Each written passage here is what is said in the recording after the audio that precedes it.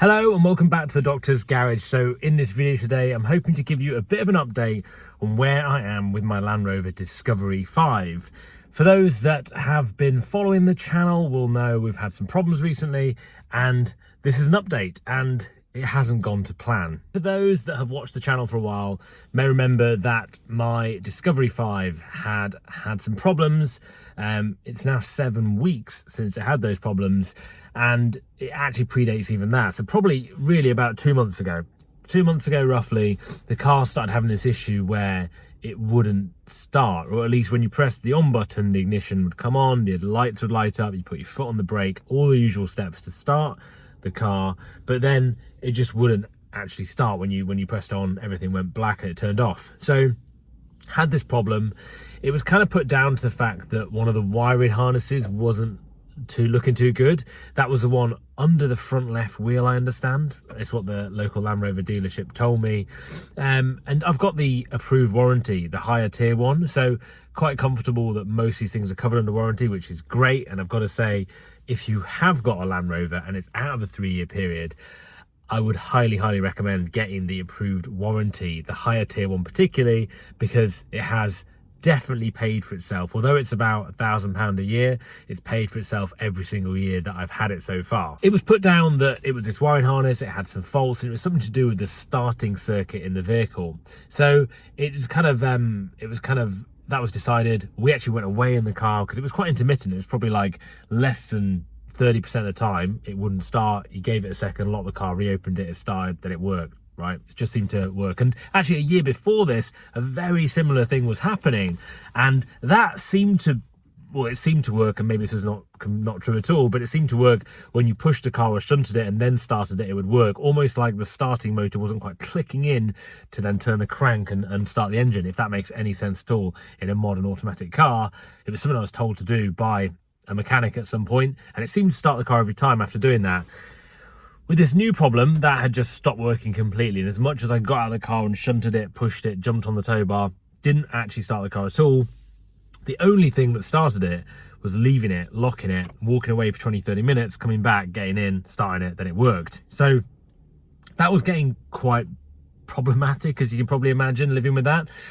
So took it into Land Rover, said, okay, it's this wiring harness problem, let's get this sorted. It was all done, you know, approved on warranty to get it sorted, which was great. Bearing in mind, my vehicle is now, what are we, like 4.5 years old. It's done 60,000 miles, and it's under the warranty scheme, like I say. Had it pretty much from new. So basically, it went into the garage to get this part repaired. It had been approved on warranty, but then the part was just waiting to come into stock, which was a problem. And as you know, in the last video I did about this, I had a Kia Sportage because the guys at Land Rover had run out of rental vehicles. Apparently it's been a massive problem getting hold of any vehicles for customers to use, so I've got loads of Kias basically. So I was in a Kia Sportage for a while, which I actually, as you saw in the last video, actually quite got to like in a way. But anyway, I was going away again and we needed something a bit stronger to tow a boat, a trailer, a few other things, a caravan included. And so with that, wanted something a bit stronger that was going to do that. Obviously the Kia wouldn't work, and so ideally wanted another Land Rover, but they didn't have stock. And we actually spoke to Land Rover head office. Again, they have no fleet vehicles anymore. Previously, when the engine blew up on our Discovery, they did actually get us another Discovery to replace it, but this time we've not had so much luck. So I'm actually sat at the moment in a Toyota Hilux, a 2023 pickup, the 3-litre variant, and again, I actually quite enjoyed having it, to be honest. It's been very reliable, it's worked brilliantly well, it tows very well, and maybe the pickup life is for me in the future. I'm not quite sure yet, kind of thinking of different options, because still no sign of the Discovery. It is still at Land Rover. It's at a Marshall's dealership, and to be fair, Marshalls have been absolutely brilliant the whole time. They've been very good communication wise, always been in touch, helped us out as much as they could. And it's really, with Land Rover now, we're dealing with a lot of the queries with and trying to get them to speed things up. So we're waiting for this part, which is some kind of wiring harness, loom, I don't know, that's to do with the starting circuit, which I really hope has been the cause of all these problems, because if it hasn't, I don't think I can face giving it back to Land Rover to wait for another part to come through. And it's been like I say, 7-8 weeks now, with still no ETA on that part. So I don't really know what to do about this. Land Rover don't really know what to do about this. The car's just in the workshop, just waiting for this part to be delivered. I know they have made a request. This is the last time I spoke to them. They made a request to get one of these parts off the production line, because obviously they're still making Discovery 5s, to get it off the production line, but that request was refused.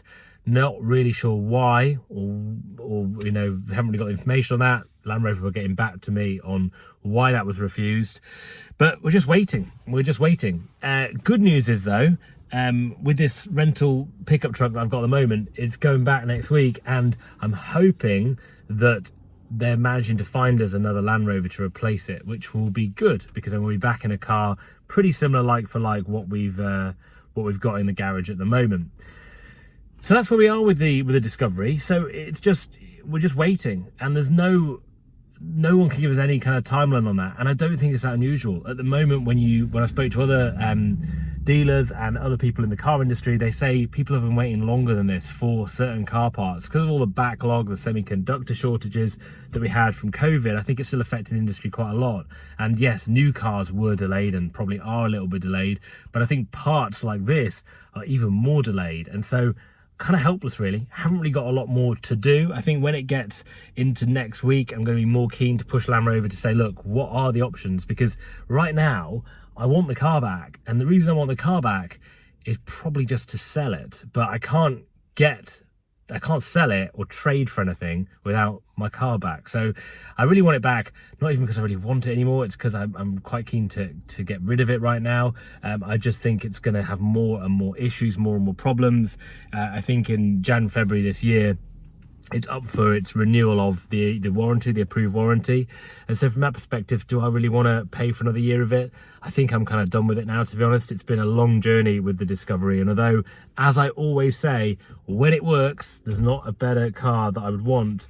But the problem is that when it doesn't work like this, and you have 8 weeks out, and it's just massively disruptive, it's just a long time to wait for your car to get fixed. So that is the major update with my Discovery at the moment. I don't have a lot more to say apart from, you know, we're in a Toyota Hilux right now, hopefully getting into another Discovery on rent, and let's see kind of how we go with it. I think some of the frustrating things that I've had with this, particular Land Rover, is we've rented this Hilux, this pickup, at the cost of about £900 for 2 weeks, and that had to be paid for personally. So I've had to pay for this, and I can't get refunded on that or get paid back from Land Rover for this until the job is complete, which is quite frustrating, because obviously if we wanted to extend this car for longer and longer, we're taking that personal debt on without actually being able to get paid from Land Rover. I was hoping that it'd probably be able to pay for the rental of the vehicle as it was going on, and that's why, to be fair, I probably would have kept the Hilux, but I said, look, I can't keep paying for this and get into, like, who knows how long it's going to be, £2,000, £3,000 worth of debt, in the hope that Land Rover will pay it back, which I'm sure they will, but I still don't really want to get more and more in debt personally by doing that. So we said, look, we'll take it back. Have you got anything else apart from the Kia Sportage? Marshall's very kindly have hopefully got us a Discovery, which I'm very excited about, and will make a massive difference, because then you're sort of, you know, yes, we haven't got our Discovery, but at least we've got one that's very similar that will do the same job. So for me, good news for next week in regards to getting that. However, I just would love my own Discovery back, but I guess we're still waiting. So I'll let you know. Follow me on Instagram. I'll keep you updated. As soon as I hear back, I'll let you know. Instagram link's right here. But yeah, thanks for watching the channel as always. I don't have much else to say really. We'll just see how we go, and I'll let you know. Thanks for watching the video, and I'll see you guys very soon.